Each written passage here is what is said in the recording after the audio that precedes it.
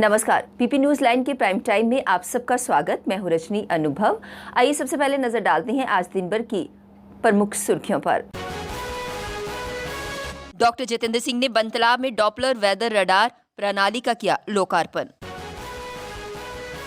प्रदेश में 10वीं और 12वीं तक की कक्षाएं खोलने की सरकार ने दी अनुमति। लद्दाख में 24 से 28 सितंबर तक होगा हिमालयन फिल्म महोत्सव। और सांबा के औद्योगिक क्षेत्र में दवा फैक्ट्री में संदिग्ध परिस्थितियों में लगी आग। अब खबरें विस्तार से।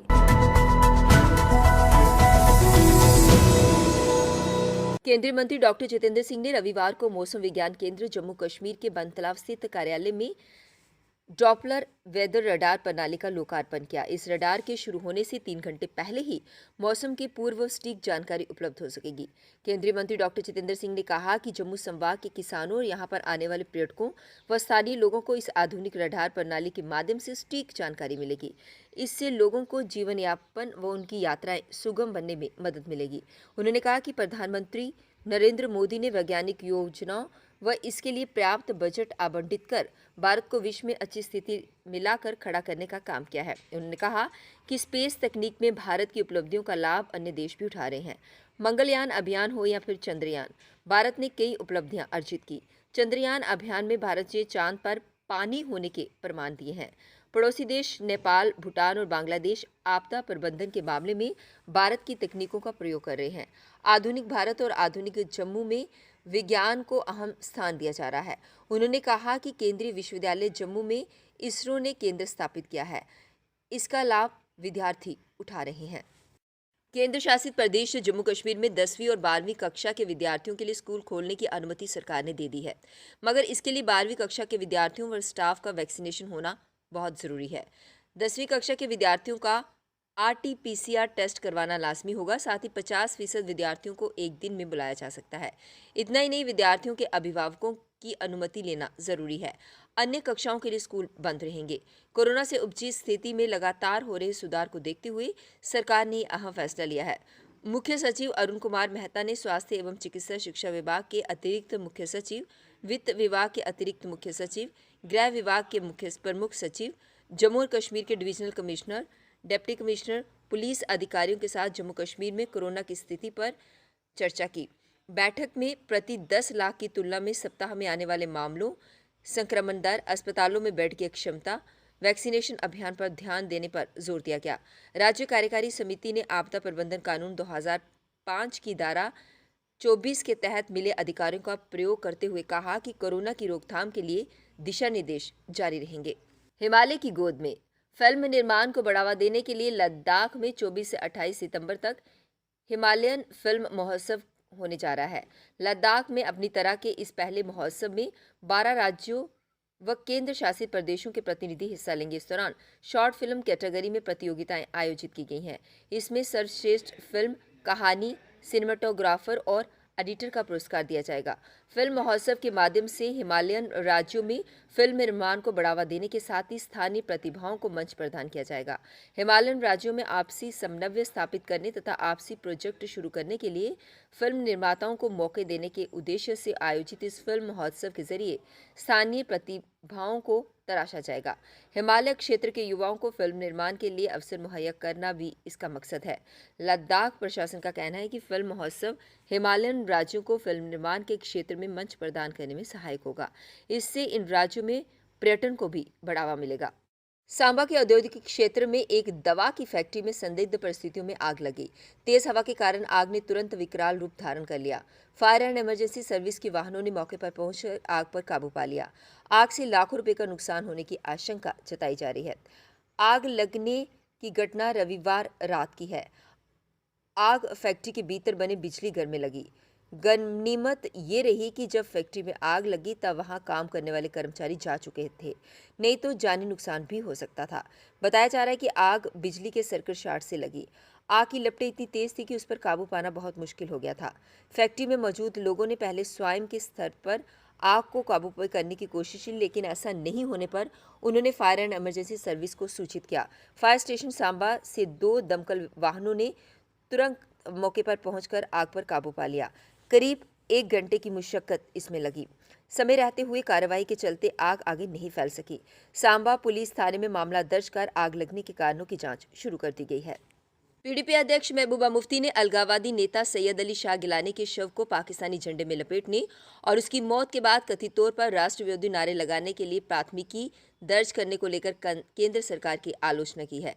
बड़गांव पुलिस ने एक वीडियो क्लिप का संज्ञान लेते हुए गैर कानूनी गतिविधि रोकथाम अधिनियम और भारतीय दंड संहिता के विभिन्न प्रावधानों के तहत अज्ञात लोगों के खिलाफ प्राथमिकी दर्ज की। इस वीडियो में गिलानी के शव को पाकिस्तानी झंडे में लिपटा देखा गया था। हालांकि जैसे ही पुलिस शव को अपने कब्जे में लेने के लिए आगे बढ़ी तो गिलानी के सहयोगियों ने झंडा हटा दिया। 91 वर्षीय गिलानी का लंबी बीमारी के बाद बुधवार रात को उनके आवास पर निधन हो गया था। शव के पास की एक मस्जिद के कब्रिस्तान में उन्हें दफनाया गया। अब इस पर राजनीति होने लगी है। महबूबा मुफ्ती ने ट्वीट कर प्राथमिकी दर्ज करने की आलोचना की है। महबूबा ने लिखा कि कश्मीर को एक खुली जेल में बदलने के बाद अब मृतकों को भी नहीं बख्शा गया है। एक परिवार को शोक करने और उनकी इच्छा के अनुसार अंतिम विदाई देने की अनुमति भी नहीं है। गिलानी के परिवार के सदस्यों पर UAPA के तहत मामला दर्ज करना सरकार की निर्दयता को दिखाता है। ये नए भारत का नया कश्मीर है।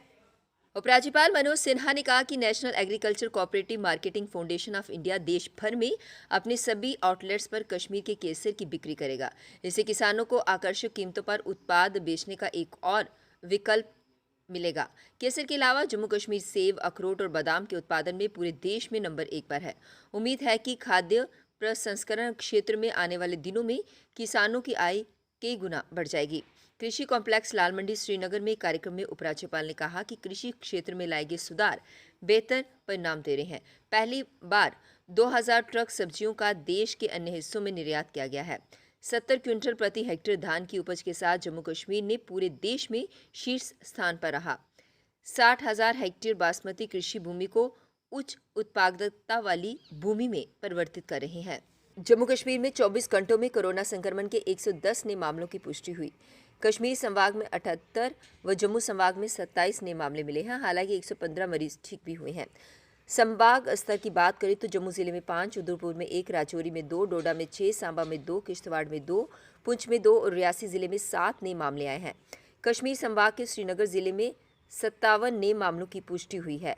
बारामूला में 4, बड़गाम में 13, पुलगाम में 1, कुपवाड़ा में 3, गांदरबल में 2 और कुलगाम में 3 नए मामले मिले हैं। सुखद सूचना ये है कि किसी भी मरीज की मौत नहीं हुई है। कांग्रेसी नेता राहुल गांधी आगामी 9 सितंबर को जम्मू के 2 दिवसीय दौरे पर आ रहे हैं। इस दौरान वह विश्व प्रसिद्ध माता वैष्णो देवी की यात्रा भी करेंगे। इस संबंध में प्रदेश कांग्रेस कमेटी ने तैयारियां शुरू कर दी हैं। गत अगस्त महीने की 9 तारीख को राहुल गांधी कश्मीर के 2 दिवसीय दौरे पर आए थे। अब ठीक 1 महीने बाद राहुल गांधी अब जम्मू के 2 दिवसीय दौरे पर आ रहे हैं। राहुल गांधी ने श्रीनगर में अपने 2 दिवसीय दौरे के दौरान पार्टी के कई नेताओं से मुलाकात की थी।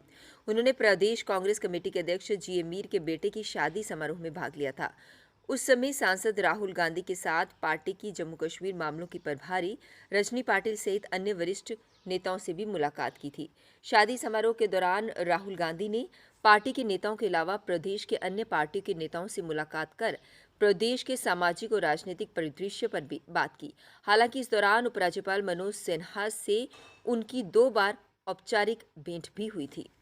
अब वक्त हो चला एक ब्रेक का, मिलते हैं ब्रेक के बाद। मजबूती की पहचान ACC cement, messrs Bishandas Jaswal and sons, authorised stockist, ACC cement, 45 transport Nagar, Jammu.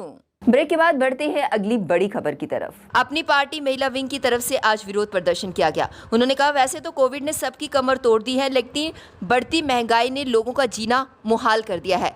Petrol diesel की कीमतें लगातार बढ़ती जा रही हैं। लोगों को खाने के लाले पड़ रहे हैं, लेकिन सरकार है कि आंखें मूंदे बैठी हुई है। कीमतें कम नहीं होती और आज भी जो केंद्र में बैठी सरकार आज भी अगर होश में नहीं आती तो मुझे लगता है हम और ज्यादा आंदोलन ये बढ़ेगा। जम्मू कश्मीर अपनी पार्टी शुरू से लोगों के मुद्दों को उठाती रही है और महंगाई से बड़ा मुद्दा आज की डेट में कोई नहीं है। जहाँ कोविड ने आज कमर तोड़ी है, वही मुझे लगता है कि आज लोगों के लिए घर चलाना, चूल्हा चलाना बहुत मुश्किल हो गया। आम चीजें जो खाने की रोजमर्रा की जो चीजें हैं, पेट्रोल की कीमत, डीजल की कीमत से वो सब चीजों पे असर पड़ा है। मुझे लगता है पेट्रोल डीजल की कीमतें उन्हें कम करनी चाहिए। यही सब वादे करके तो केंद्र की सरकार आज वहाँ पे अपनी सत्ता हासिल की थी। तो मुझे लगता है उनको आज जागना चाहिए। वो गले में प्याज टमाटर डालने वाले लोग आज नजर क्यों नहीं आते? सीनियर कांग्रेस लीडर कृष्णलाल अब्रोल ने आज प्रेस मीट को संबोधित किया। उन्होंने प्रेस मीट जेडीए डिपार्टमेंट के खिलाफ रखी थी। उन्होंने कहा कि जेडीए डिपार्टमेंट ने बहुत सारी धांधलियां करके उनकी ज़मीन को कब्जे में लिया है। इसी को लेकर उन्होंने प्रेस कॉन्फ्रेंस को संबोधित किया।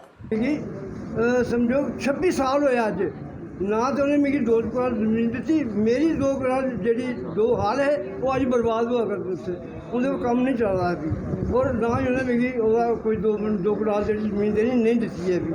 अज मैं आखना कि इस तरीके ने कि ये जेडी का जरा गुंडागर्दी है, इन्हें इस तरीके ने बने कि 1995 में मैं जमीन लैनी 2 कनाल और मेरी जमीन 2 कनाल ने वो कब्जा कर लिया और 15 साल तक कब्जा की रखा, जबकि ये पूरी जी है ना कार्रवाई जी है उससे नहीं हुई थी है।